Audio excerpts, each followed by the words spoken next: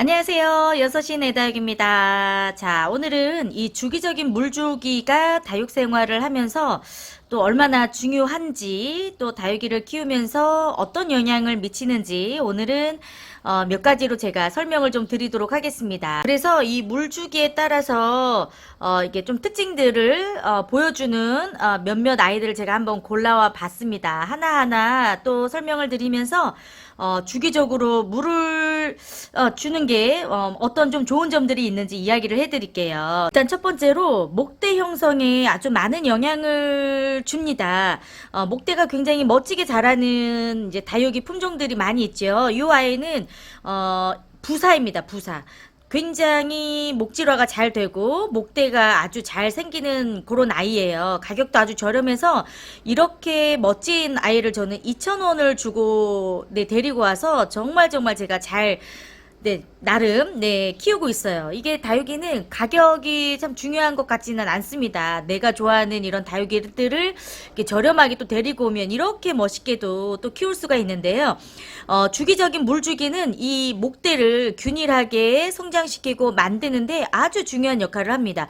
물을 줬다 안 줬다, 많이 굶겼다가 많이 주면 여러 가지 이제 뭐 웃자람이 현상이랄지 목대의 줄기에 굵기가 달라진다랄지 뭐 여러 가지 이런 영향이 좀 미치거든요. 그래서 이렇게 균일한 목대를 가지기 위해서는 주기적으로 물을 주시는 게 좋아요. 자, 그래서 이 아이는 이제 캉캉인데요. 목대의 굵기가 굉장히 많이 다르죠. 그리고 이렇게 하엽이 떨어진 이 자리를 보면 굉장히 입장과 입장 사이가 간격이 굉장히 좀 많죠.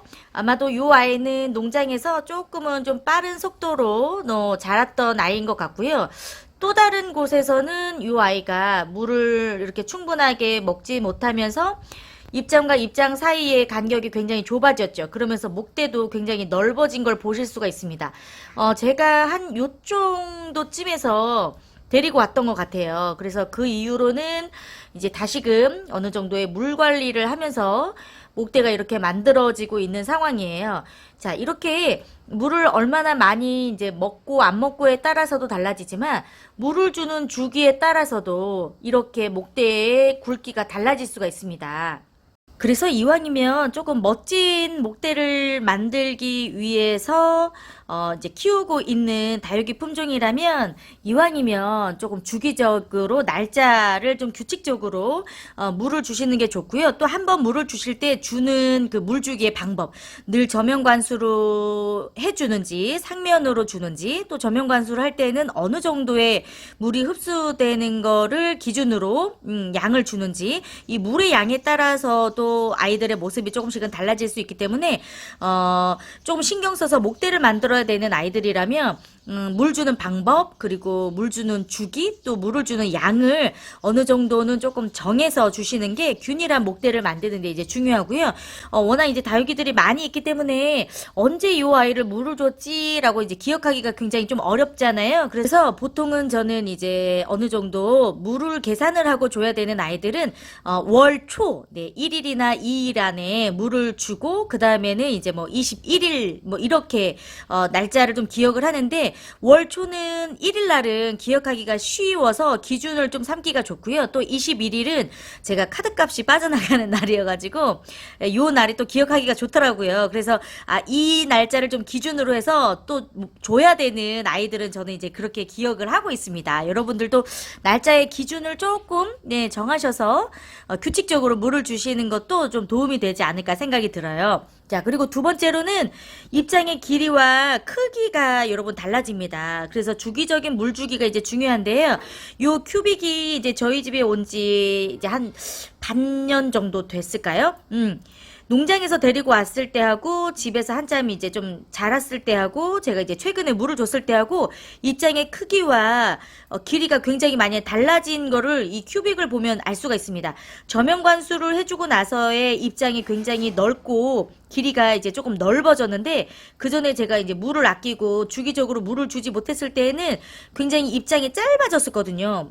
주로 이제 성장을 목적으로 해서 이렇게 물도 먹고 또 이제 그런 환경이다 보니까 농장에서 데리고 올 때는 굉장히 입장이 길었는데, 이제 집에 와서 물 관리가 되면서 입장이 짧아졌다가 최근에 이제 저면 관수를 하면서 아이가 이제 얼굴이 또 커졌는데, 요 아이도 이제 규칙적으로 물을 이제 준다면 이 로제트와 이 입장의 이 크기를 좀 유지를 하면서 키울 수가 있습니다. 그래서 이렇게 입장이 짧아졌다 줄어들었다, 요거는 이제 주기적으로 물을 주지 않았을 때 나타나는 이제 현상이기도 하니까, 나는 어느 정도의 로제트를 좀 지키면서 이 다육이를 좀 키워줘야 되겠다 하실 때도 이 물의 양과 이 물을 주는 그 날짜를 좀 잘 기억을 하셨다가 그 기준을 삼으시면 어느 정도의 그 로제트를 입장의 길이와 크기를 가지고 갈 수가 있습니다. 또 이 다육이를 물을 주실 때 이렇게 중간 입장까지 이렇게 쪼글거림이 있을 때 충분히 기다렸다가 물을 주시는 방법도 아주 좋지만, 때로는 내가 이렇게 목대를 신경을 써서 키워야 될 것 같은 그런 아이들은 오히려 조금 날짜를 기다렸다가 주시는 것도 저는 좋다는 생각이 들어요. 그리고 특히나 이렇게 목대를 만드는 아이들은 이 쭈글거림을 보고 물을 주는 것하고 어느 정도 날짜 기간을 좀 기다렸다가 쭈글거림을 보고 어느 정도의 그 기간을 확인을 하신 다음에 주는 물의 양도 여러분들이 대충 좀 가늠을 하셔서 물을 주시는 게 이제 훨씬 더 목대를 웃자람이 없이 자라게 할 수 있는 좋은 방법이 되는데요.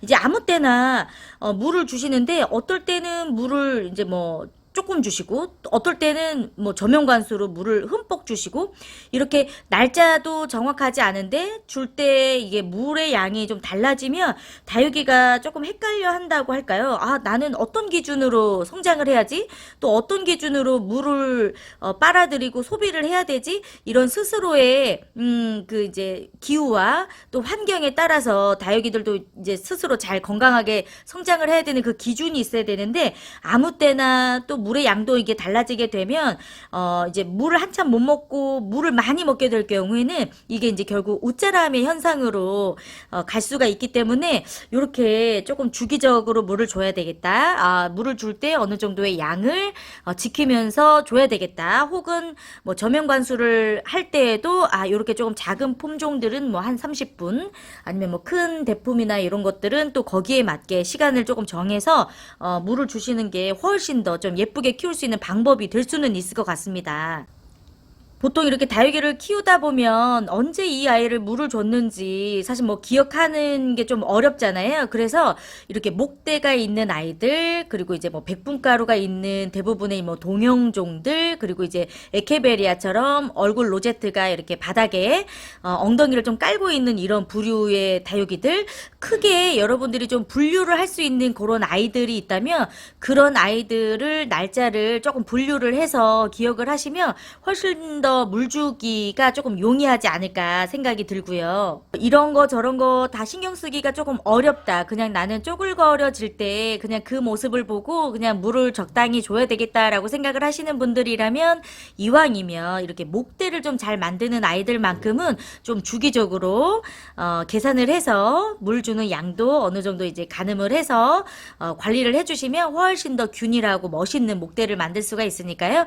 참고해 보시면 좋을 것 같습니다. 저도 사실 이렇게 쉽게 이야기는 하지만 다육이는 키우면 키울수록 사실 어렵고 또 계절이나 환경이 주는 이런 변수들이 많이 있기 때문에 사실 생각보다 쉽지는 않습니다. 하지만 이렇게 주는 물주기가 때로는 좋을 수도 있겠구나라는 거를 이해를 하고 계신다면 또 다육이를 키우는데 조금이라도 좀 도움이 되지 않을까 생각이 들어서 오늘은 이런 이야기를 전해드렸습니다. 오늘도 함께 해주셔서 감사하고요. 네, 또 좋은 이야기로 또 예쁜 다육이와 함께 다시 찾아오도록 하겠습니다. 고맙습니다. 안녕.